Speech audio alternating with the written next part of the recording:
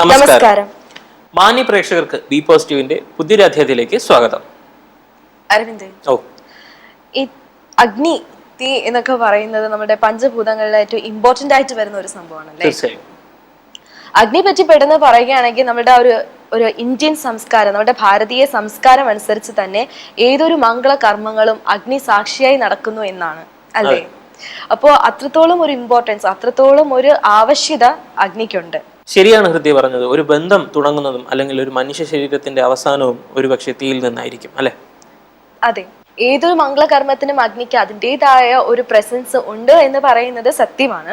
അതുപോലെ തന്നെ ചലച്ചിത്ര രംഗത്തും അതിൻ്റെതായിട്ടുള്ള ഒരു പ്രസൻസോട് കൂടിയാണ് അത് സ്റ്റാർട്ട് ചെയ്യുന്നത്, അല്ലേ? തീർച്ചയായും ഹൃദയ പറഞ്ഞത് ശരിയാണ്. ഇപ്പോൾ ഒരു സിനിമ തുടങ്ങുമ്പോൾ ശരി, അല്ലെങ്കിൽ ഏതൊരു കർമ്മം ആരംഭിക്കുമ്പോഴും നമ്മൾ അഗ്നിയെ തൊട്ടായിരിക്കും തുടങ്ങുന്നത്, അല്ലെ? അപ്പോൾ അതുപോലെ തന്നെ സിനിമകളിൽ തന്നെ ഒരുപാട് സിനിമകളിൽ അഗ്നി ഒരു പശ്ചാത്തലമായി എത്തിയിട്ടുണ്ട്. അതുപോലെ തന്നെ ഏറ്റവും എടുത്തു പറയാൻ ഫയർമാൻ ആയാലും ശരി, ഇപ്പോൾ ഏതൊരു സിനിമയിൽ ഒരു അഗ്നിദേവൻ എന്ന മൂവി, അത് സിനിമയിൽ പേരെന്ന് മാത്രം, അല്ലെ? അപ്പോൾ അഗ്നി നമ്മുടെ സിനിമകളിൽ തന്നെ ഒരുപാട് സീനുകൾ പശ്ചാത്തലമായിട്ടുണ്ട്. ഇപ്പോൾ ഭാരതത്തിൽ രാമകഥാ ഗാനലയം എന്ന പാട്ട് ഏറ്റവും നമുക്ക് ഇന്നും മനസ്സിൽ തങ്ങി നിൽക്കുന്ന ഒരു പാട്ടാണ്. ആ പാട്ടിൽ നമ്മുടെ സ്വന്തം സൂപ്പർ സ്റ്റാർ മോഹൻലാൽ അഗ്നിക്ക് ചുറ്റും നിന്നൊരു പാടുന്നൊരു രംഗമുണ്ട്. നമ്മുടെ മനസ്സിൽ ഇന്നും വേദനാജനകമായ ഒരു രംഗമാണ്, അല്ലെ? അപ്പൊ അതുപോലെ തന്നെ നേരറിയൻ CBI എന്ന സിനിമയിൽ നമ്മുടെ മെഗാസ്റ്റാർ മമ്മൂട്ടി നമ്മുടെ തിലകൻ സാറിനോട് അഗ്നിയെ കുറിച്ച് പറയുന്ന ഒരു ഡയലോഗുണ്ട്. അതായത് പഞ്ചഭൂതങ്ങളിൽ ഏറ്റവും പ്രധാനമായ ഒന്നാണ് അഗ്നി. അതുപോലെ തന്നെ മറ്റ് പഞ്ചഭൂതങ്ങളിലെ മറ്റ് ഭൂതങ്ങൾ, അതായത് ഇപ്പൊ ജലമായാലും ശരി, വായാലും ശരി, എന്തായാലും ശരി, മറ്റൊന്നിനെ ശുദ്ധീകരിക്കുന്നതോടൊപ്പം സ്വയം അശുദ്ധമാവുകയാണ്. പക്ഷെ അതേസമയം അഗ്നി എന്നാൽ മറ്റൊന്നിനെ ശുദ്ധീകരിക്കുന്നതോടൊപ്പം സ്വയം അശുദ്ധമാവുന്നില്ല എന്നതാണ് അഗ്നിയുടെ പ്രത്യേകത. എന്തായാലും അരവിന്ദ്, നമുക്ക് ആദ്യത്തെ സെഗ്മെന്റിലേക്ക് കടക്കാൻ സമയമായിരിക്കുകയാണ്. സംഗീത സാന്ദ്രമായി തന്നെ ബി പോസിറ്റീവിന്റെ ആദ്യത്തെ സെഗ്മെന്റ് സ്റ്റാർട്ട് ചെയ്യാം.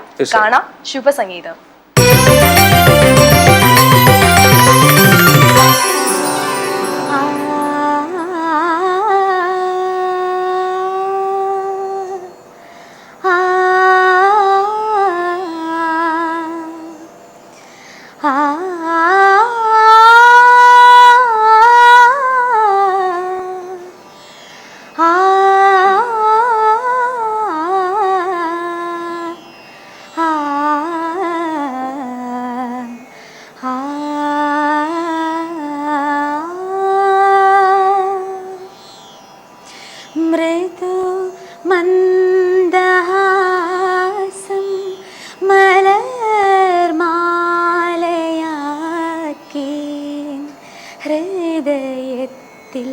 ചൂടിയ കരിവന്നനെ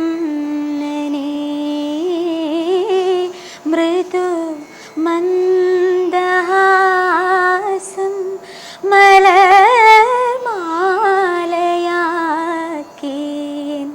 ഹൃദയത്തിൽ ചൂടിയ കരിവന്നനെ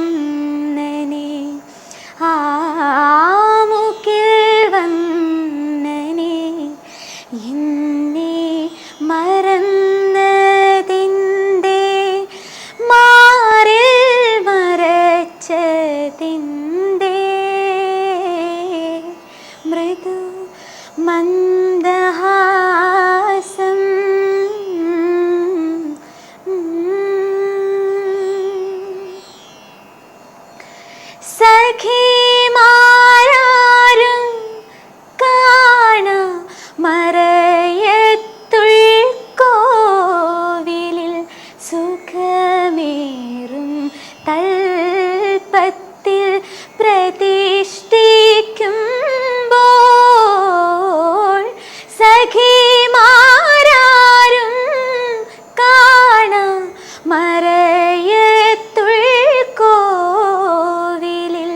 സുഖമേറും തൽപ്പത്തിൽ പ്രതിഷ്ഠിക്കുമ്പോൾ നടക്കൽ പാടും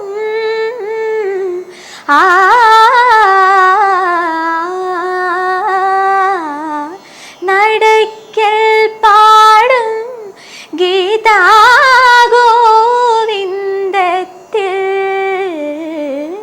നടക്കൽ പാടും ഗീതാ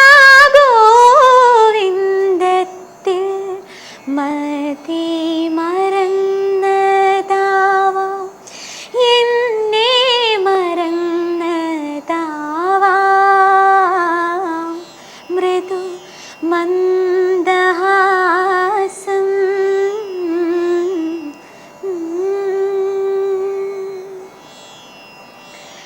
സങ്കൽപ്പ സ്വയംവര പന്തലിലിന്നലെ അങ്കനമാരെന്നെ ആനയിക്കേ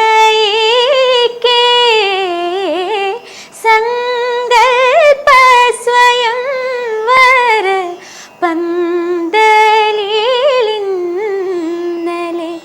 അങ്കനമാരെന്നെ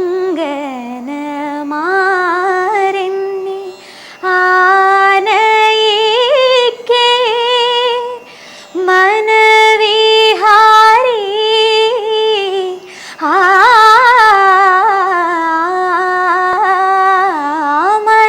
മനവിഹാരി മാത്രം വന്നില്ല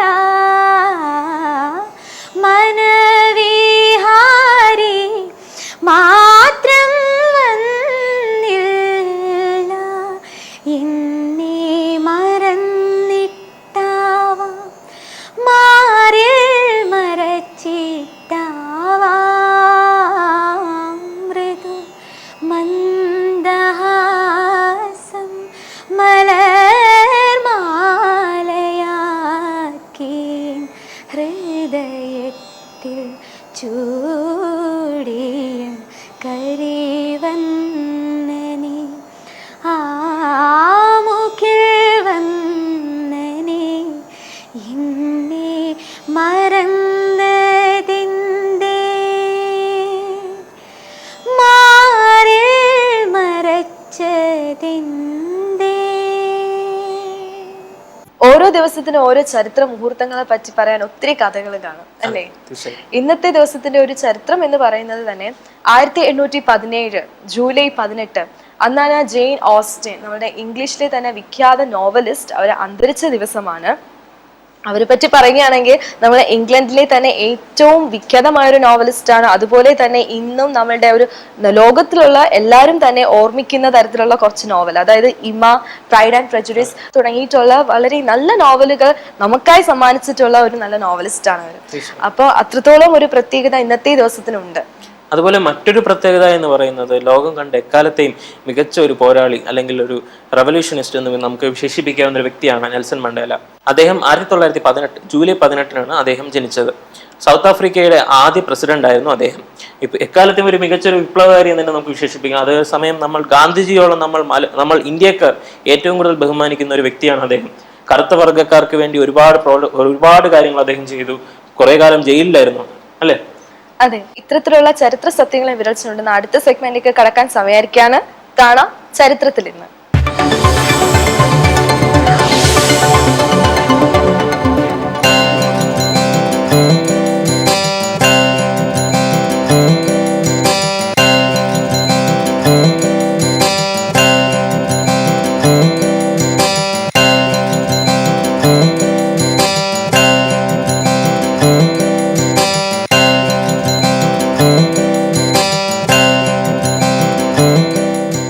ഹൃദയ നമ്മുടെ ഈ തീ എന്ന് പറയുന്നത് പെട്ടെന്ന് പടർന്നു പിടിക്കുന്ന ഒരു എലമെന്റ് ആണ്. അതെ, അതുപോലെ തന്നെ നമ്മുടെ സമകാലിക പ്രശ്നങ്ങൾ പെട്ടെന്ന് പടർന്നു പിടിക്കുന്ന തീ പോലെ പടർന്നു പിടിക്കുന്ന പ്രശ്നങ്ങൾ എന്നാണ് നമ്മൾ വിശേഷിപ്പിക്കുന്നത്. ശരിക്കും പറഞ്ഞ ഒരു സെൻസേഷൻ വേർഡ് ആയിട്ട് തന്നെ തീ, അഗ്നി ഇതൊക്കെ യൂസ് ചെയ്യാറുണ്ട്. എസ്പെഷ്യലി നമ്മുടെ മീഡിയാസ് ആണ് കൂടുതൽ അത് യൂസ് ചെയ്യാറുള്ളത്. തീർച്ചയായും. അപ്പോൾ അത്തരത്തിൽ ഒരുപാട് ചൂട് പിടിക്കുന്ന വിശേഷങ്ങളെ കുറിച്ച് ഒരു ചർച്ച ചെയ്യുന്നതും അതോടൊപ്പം ഒരു ഹാസ്യാത്മകമായി നമ്മൾ ചർച്ച ചെയ്യുന്ന ഒരു പരിപാടിയാണ് ഇനി വരാൻ പോകുന്നത്. കാണാം ഹാസ്യ കേരളം.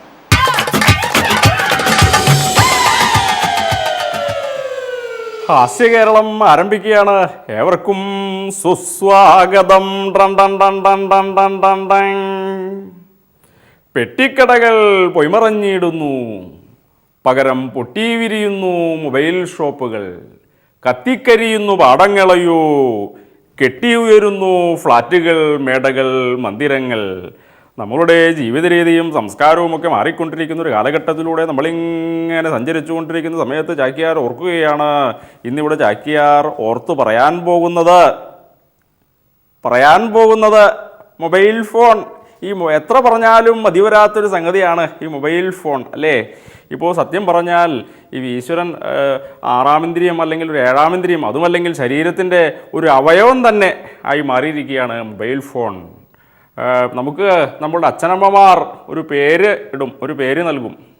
അത് കഴിഞ്ഞിട്ട് നമ്മൾ ഒരു 10ാം ക്ലാസ്സൊക്കെ കഴിയുമ്പോൾ നമ്മൾ സ്വന്തമായിട്ടൊരു നമ്പറും എടുക്കും. അപ്പോൾ നമുക്കൊരു പേരായി അച്ഛനമ്മമാരും ഒരു പേര് വന്നു, നമ്മളായിട്ട് ഒരു നമ്പർ എടുക്കും. അപ്പോൾ ചിലർക്ക് ഈ നമ്പർ ജീവിതാവസാനം വരെ ഈ നമ്പർ ഉണ്ടായിരിക്കും. ചിലരാണെങ്കിൽ അടിക്കടി ഇങ്ങനെ നമ്പർ ഇങ്ങനെ മാറിക്കൊണ്ടേയിരിക്കും. നമ്പറുകൾ മാറ്റുന്നതാണല്ലോ ലോകം. അപ്പോൾ എന്തായാലും ഇപ്പോൾ പണ്ടൊക്കെ പഴയ കാലത്തെ മലയാളികളൊക്കെ അതിരാവിലെ ഉറക്കത്തിൽ നിന്നും എഴുന്നേറ്റിരുന്നത് കോഴി കൂവുന്ന ശബ്ദം കേട്ടിട്ടാണ്. അപ്പോൾ ആധുനിക കാലത്താണെങ്കിൽ മൊബൈൽ ഫോണിൻ്റെ റിംഗ് ടോൺ അടിക്കുന്നത് കേട്ട് ഞെട്ടിത്തെറിച്ചുകൊണ്ടാണ് പലരും അതിരാവിലെ ഉറക്കത്തിൽ നിന്നും ഞെട്ടി ഉണരുന്നത് തന്നെ. മാത്രമല്ല ഇപ്പോൾ കേരളത്തിൽ ഈ ഫ്ലാറ്റളത്തിൽ ഇപ്പോൾ ഈ തെങ്ങിനേക്കാൾ കൂടുതൽ മൊബൈൽ ടവറുകളുള്ളൊരു കാലമാണ് അത്രേ. തെങ്ങിനേക്കാൾ കൂടുതൽ മൊബൈൽ ടവറുകളുള്ള ഈ നാട്ടിൽ എന്തായാലും തേങ്ങയേക്കാൾ കൂടുതൽ മൊബൈൽ ഫോൺ മലയാളികളുടെ കയ്യിലുണ്ടായിരിക്കും. ഒരു സെൻസസ് എടുത്താൽ ഒരു സംശയവും വേണ്ട, അങ്ങനൊരു അവസ്ഥയാണ്. അപ്പോൾ ഇപ്പോൾ എല്ലാ ആളുകളും ബിസിയാണ്. ഇപ്പോൾ ബൈക്ക് ഓടിക്കുന്ന ആൾ മൊബൈലിലാണ്, അദ്ദേഹത്തിൻ്റെ പുറകിലിരിക്കുന്ന സഹധർമ്മിണിയും മൊബൈലിലാണ്, രണ്ടുപേരുടെയും ഇടയിലിരിക്കുന്ന കുട്ടി പട്ടാളക്കാരൻ്റെ കയ്യിലുണ്ട് ഒരു കുട്ടി മൊബൈൽ. ഇവരെ നിയന്ത്രിക്കേണ്ട ട്രാഫിക് സാറിൻ്റെ ഒരു കയ്യിൽ മൊബൈൽ, മറുകയിൽ സ്റ്റോപ്പ്. പക്ഷേ ഈ മൊബൈലിന് മാത്രം സ്റ്റോപ്പില്ല. അപ്പം അങ്ങനെ ഒരു അവസ്ഥയുണ്ട്. പിന്നെ മറ്റൊരു സംഗതി എന്താണെന്ന് വെച്ച് കഴിഞ്ഞാൽ ഇപ്പോൾ വീടിനകത്തുള്ള ആളുകൾ പോലും പരസ്പരം ഒരു മുറിയിൽ നിന്നും അടുത്ത മുറിയിലേക്ക് ഫോണിലൂടെയാണ് അത്രേ ബന്ധപ്പെടുന്നത്. മോനെ നീ എവിടെ എന്തെടുക്കുവാടാ? അമ്മ ഞാൻ ബാത്റൂമിലാണ്. അച്ഛനൊരു മിസ് കോൾ അടിച്ചേക്ക്, ഫുഡ് റെഡിയാണെന്നേ. അച്ഛനോ മിസ്. ഇപ്പം അങ്ങനത്തെ ഒരു അവസ്ഥയുണ്ട്. മാത്രമല്ല മൊബൈലിൽ സംസാരിക്കാൻ ഭാഷ വേണ്ട, മലയാളം അറിയേണ്ട, തമിഴ് അറിയേണ്ട, ഹിന്ദി അറിയേണ്ട. അപ്പോൾ നിങ്ങൾ വിചാരിക്കും അത് ചാക്കിയാരെ അത് SMS വാട്സാപ്പ് അതൊന്നുമല്ല, സംസാരിക്കാൻ പറ്റും. ഫോണടിച്ചു, ഫോണെടുത്തു, നോക്കി, ഹായ് ഹായ് ഹായ്, പേര് കണ്ടു, പേര് വായിച്ചു, കുത്തി, ആ ഹോ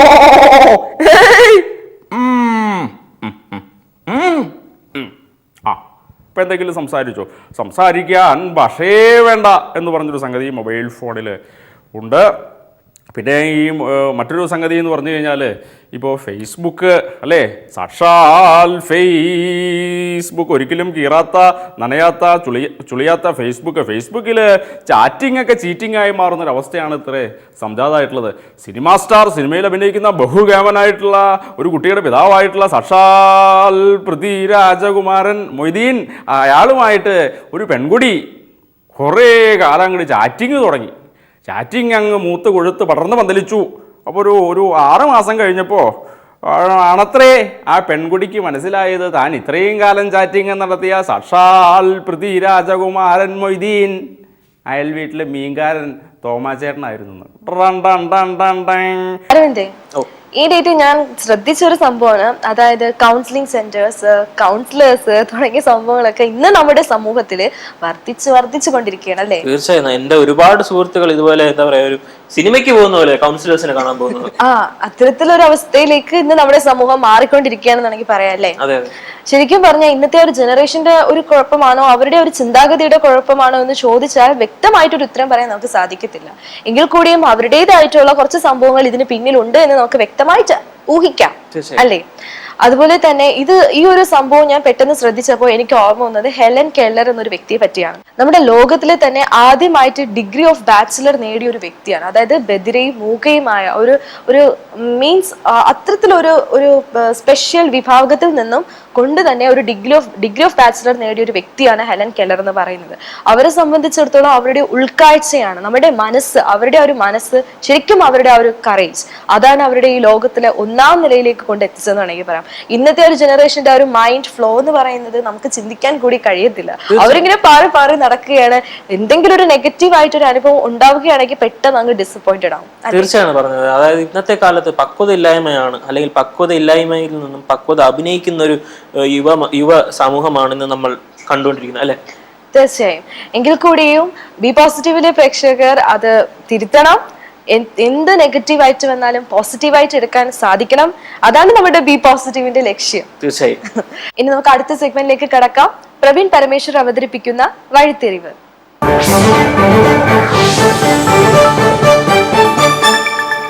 സംരംഭകത്വത്തിന്റെ കാലത്തിലൂടെയാണ് നമ്മളിപ്പോൾ പൊക്കൊണ്ടിരിക്കുന്നത്.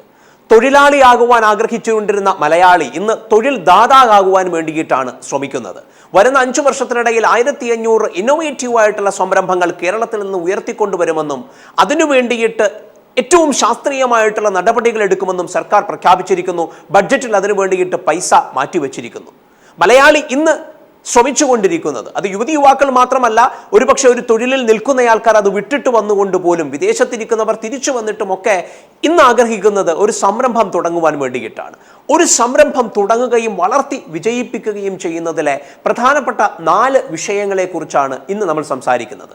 ഇതിൽ ഏറ്റവും പ്രധാനപ്പെട്ട ഒരു കാര്യം, മികച്ച രീതിയിലേക്ക് ഒരു സംരംഭം വളരണമെങ്കിൽ, അതൊരു ലോകോത്തര സംരംഭമായി വികസിക്കണമെങ്കിൽ ആ സംരംഭം, അതിൻ്റെ ആശയം സമൂഹത്തിൽ നിലനിൽക്കുന്ന ഏതെങ്കിലും ഒരു പ്രധാന പ്രശ്നത്തിനുള്ള പരിഹാരമായിരിക്കണം. ഉദാഹരണത്തിന് വിവരങ്ങൾ തേടിയെടുക്കുക മനുഷ്യനെ സംബന്ധിച്ചിടത്തോളം വളരെ ബുദ്ധിമുട്ടുണ്ടായിരുന്ന ഒരു കാലത്താണ് ഗൂഗിൾ പോലൊരു സെർച്ച് എഞ്ചിൻ വരുന്നത്. ആ പ്രശ്നമാണ് വിവരങ്ങൾ തേടിയെടുക്കുക, വിവരങ്ങൾ അന്വേഷിക്കുക, ലോകത്തിൻ്റെ പല കോണുകളിലെ വിവരങ്ങൾ തങ്ങളുടെ കൈ വിരൽത്തുമ്പിലേക്ക് എത്തുക. ഇതൊരാവശ്യമായി നിന്നിരുന്ന കാലഘട്ടത്തിലാണ് ഗൂഗിൾ എന്നൊരു സെർച്ച് എഞ്ചിൻ നമ്മുടെ അടുത്തേക്ക് വരുന്നത്. ഒരു പക്ഷേ അന്നുണ്ടായിരുന്ന പല സെർച്ച് എഞ്ചിനുകളെക്കാളും ഏറ്റവും മികച്ച അൽഗോരിതവുമായി വരുന്നത്. ആ പ്രശ്നത്തിന് അത് പരിഹാരം കാണുവാൻ കഴിഞ്ഞതുകൊണ്ടാണ് ഗൂഗിൾ ഒരു ലോകോത്തര സംരംഭമായ രീതിയിൽ മാറിയത്.